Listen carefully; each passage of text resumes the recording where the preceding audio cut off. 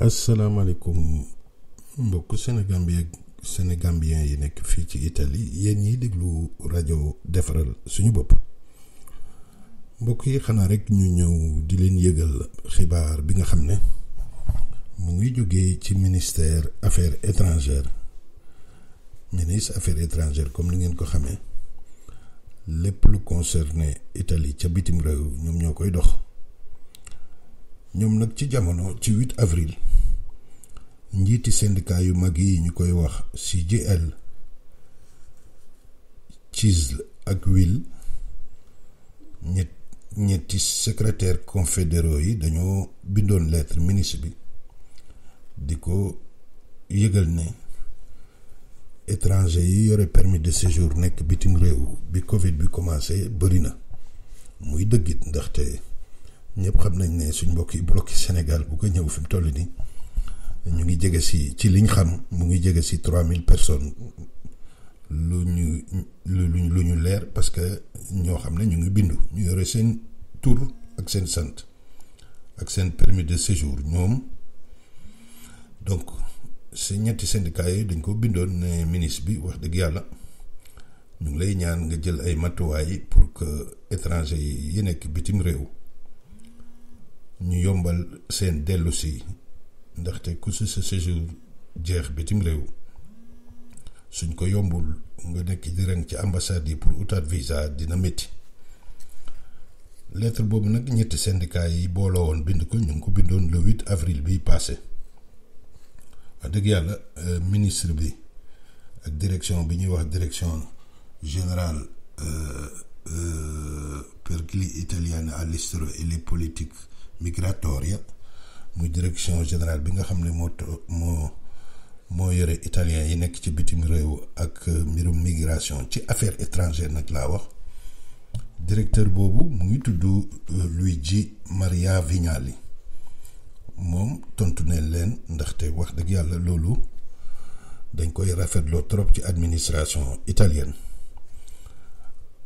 ay citoyens suñ booloo wax dëgg yàlla bind leen ñoom toujours dañ leen di tontu mu mel ni obligation loo xam naa ne loolu moom suñu administration bi war nañ ko ci jànge ministre bi nag tontu na leen ne leen di leen yëgal ne ministère affaires étrangères jël nañ ndogal boo xam ne bépp étranger bu nekk bitim réew sooy dugg ci Italie te sa séjour jeexoon bitim réew sa séjour boobu yokk nañ ko ba le 31 août waaw 31 août la defu naa mois d'août 31 la waaw yokk nañ ko ba le 31 août exact le 31 août 2020 loolu foog nga xam ngeen ne ministère de l'intérieur mi yore permis soggiorno waxoon na ko dogaloon na loolu moom ministre affaires étrangères yokk na ci ne bind nañ lettre yónnee ko ambassade yi représenté réew yi nekk bitim réew yu mel ni suñu réew Sénégal ne nañ bind nañ lettre yónnee ko di ko yëgal ambassade yi nekk ci Italie yëpp muy ambassade réew yi nekk ca bitim réew nag lay wax yi représenté fii moom bind nañ ko yónnee ko lettre ba noppi nee nañ tamit ambassade Italie yi nekk ca bitim réew jot nañ lettre boobu pour wax leen ne ñaareel ba yëgal nañ nguur yi nga xam ne foofu la étranger yi jógee suñu jël suñu réew muy Sénégal ak Gambie nee na yónnee na lettre donc ca ambassade yi ñuy jottali ko nguur yooyu pour wax leen ne képp ku jaar ci seen aéroport ba séjouram jeex ci diggante bi nga xam ne moom la feebar bi daanu ku sa séjour jeex nag la ñu wax ci diggante boobu waaw kon nag nay leer parce que su leerul da nga gis ma dem ba moo xam ne séjouram jeex na depuis 2 ans Sénégal mu ñëw naan par force da ciy bokk te ñooñu bokkuñ ci bi feebar bi jolle lañ wax diggante fin janvier ak fii ba 30 août 31 août ku sa séjour fekk mu jeex ca bitim réew nee nañ la jarul sax ngay ut visa ca ambassade ba visa de riingresso lañ koy waxee, visto di riingresso lañ koy waxee fii, muy visa de rentrée. Visa boobu nee nañ jaratu ko. Su ngeen demee ci aéroport yi, police yi yore aéroport yi, ñàkkul ne ministère intérieur yi réew yooyu dinañ leen yokkee ndogal googu. Loolu nag wax dëgg yàlla dafa nekk lu leer ñu xamee ko ci mbokk yu bari dañuy suñuy wax nag permis de séjour yu jeex sa kantuma laag ñi nga xam ne seen permis yu jeexoon na ba ñu yore ricevuta, parce que ricevuta moom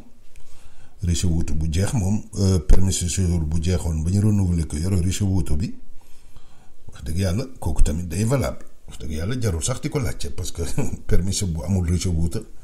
yow soo nekkee bitim réew yi yore fa ricevuta, waxañ nag ricevuta boo xam ne depuis 2 ans yaa ngi ko yore toog Sénégal, wala depuis 1 an yaa ngi ko toog. ricevuta boo xam ne ci fin 2019 bi wala ay octobre novembre ci mel noonu, parce que ricevuta su jeexee nga nekk bitim réew maximum 6 mois la may. waaye nag su fekkee ne ricevuta bi jeexoon na nga toog Sénégal depuis 1 an, wax dëgg yàlla kooku bokkoo ci. xam naa ne nag sooy gis muy indi leeral yoolu suñ mbokk yu bari yu nekk Sénégal yu mel ni soo amee dañ ciy jéem a profité wu. kon nag mbokk yi lii mooy xibaar bi. kon képp koo xam ne sa permis de séjour jeex na diggante fin janvier ak ba 31 août, diggante boobu da nga ci mën dellu si Italie te doo demandé waat visa. soo yegsee nag ba Italie nga dem demander sa renouvellement de séjour. képp ku ci amoon loolu note bi wax ko de, note bi wax ko maa ko ci yokk. képp koo xam ne nag yoroon nga permis de séjour ba pare bu jeexoon ci Italie avant ngay dem Sénégal nga renouveler ko ni yore ricevuta bi, kooku tamit wax dëgg yàlla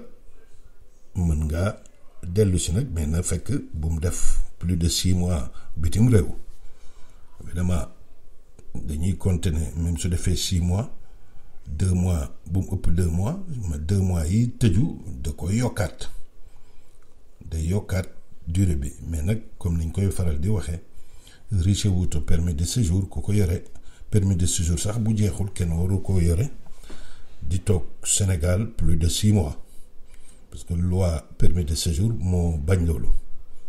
kon nag mbokk yi bëgguma yàggal mbéyum noor. xibaar bi mooy lettre bi nga xam ne ministère affaires étrangères ak direction bi nga xam ne moo yore italien yu nekk ci mbirum ca bitim réew ak ñu immigré italien yi, moom moo génnee note bi muy démb ci 4 mai yónnee ko syndicat yi gën a mag fii ci Italie, muy CGIL, CISL ak UIL. mu nekk nag lu rafet, parce que wax dëgg yàlla ñoom syndicat yooyu yàgg nañ di défendre liggéeykati étranger yi, te wax dëgg yàlla lu ñëw lu xew rek dinañ leen ci bàyyi xel, muy lu rafet, ñu rafetlu ko trop nag. kon nag mbokk yi du jàgg ci xibaar boobu, lii moo daan woon. ñu leen di ñaanal jàmm, guddik jàmm ba suba ak jàmm. jërëjëf.